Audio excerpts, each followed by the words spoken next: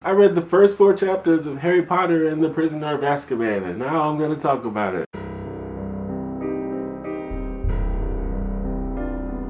First, let's take a look at the cover of the book. This is the American cover of the book. We have Harry and I suppose Hermione riding on what looks like a griffin, but you know, I'm not that familiar with the world of Harry Potter, so it could be some creature that I haven't been introduced to yet. And on the back here, we have what looks like some kind of hooded creature or something, and then there's a shadow of a little thing back there. It looks like a cat to me. Anyway, so once again, Harry Potter is back at home for the summer, and the summer's almost over. He lives, of course, with his aunt and his uncle and his cousin, and they all are like embarrassed that he's a wizard, and they all hate him, I guess, even though they like continue to feed him and keep him alive. Maybe they fear him. So the beginning of the first 2 books were basically like 5 chapters of Harry Potter complaining about his family and how much they suck. And it seemed at first that this book was going to start off the same way, but things are a little more interesting this time. In chapter 2, Harry's Aunt Marge comes to visit, and she's even more of an asshole than Uncle Vernon and Aunt Petunia. And she kind of pissed Harry off when she insulted Harry's dead parents. And it's implied that Harry like unwittingly cursed her, causing her body to inflate and float in the air. And this is just more magic stuff that I don't really understand. I'm guessing they'll explain it. Like, how do you unintentionally curse someone without a wand? But anyway, after this, Harry's like, fuck this shit, I'm out. And he packs up his shit and he leaves. And honestly, I'm surprised it took him this long to do that. But now he's sort of stranded with nowhere to go, and he assumes that he's going to be expelled from Hogwarts because underage wizards are not allowed to use magic. And somehow the wizarding community can tell when someone has used magic. I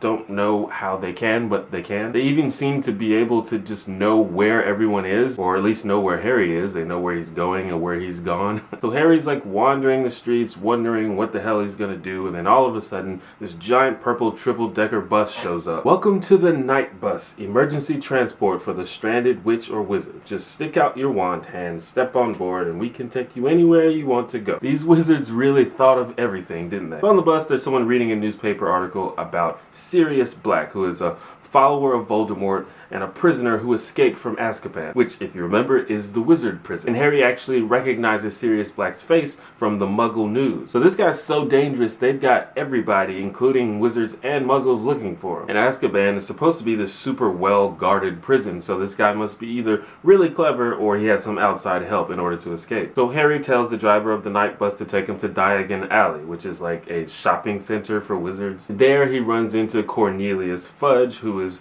the Minister of Magic, and Fudge has been waiting for him because, like I said earlier, apparently the wizarding world has constant surveillance over Harry Potter. So Fudge tells Harry, much to his relief, that he won't be expelled or arrested for blowing up his Aunt Marge, and he sets him up in a room at the Leaky Cauldron, which is a pub, basically. So a few days later, Harry goes and buys all his materials and books for Hogwarts, and eventually runs into his friends, Ron and Hermione. Hermione has a new pet for school, a big cat named Crookshanks, and Crookshanks seems to be quite interested in attacking and or eating Ron's pet rat, Scabbers. Ron's family shows up, including his parents, Arthur and Molly Weasley, his prankster twin brothers, Fred and George, his little sister Ginny, who is, of course, quite fond with Harry Potter, which I don't understand because Harry is super boring in my opinion, and his older brother Percy, who is head boy at Hogwarts this year. So head boy or head girl is a student in their last year at Hogwarts who's been chosen to lead the prefects. And the prefects, I don't exactly know what they do. They're basically the equivalent of hall monitors, as far as I can tell. So the Weasleys, Harry and Hermione spend the night at the Leaky Cauldron,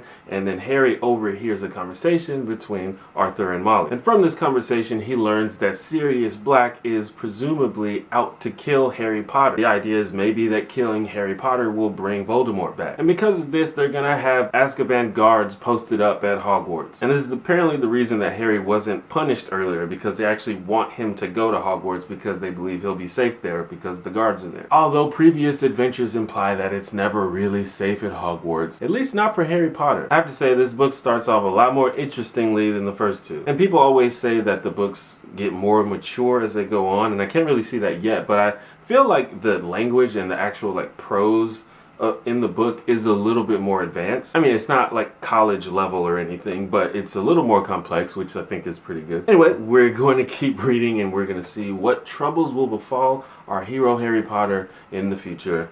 I'll see you next time. Holla.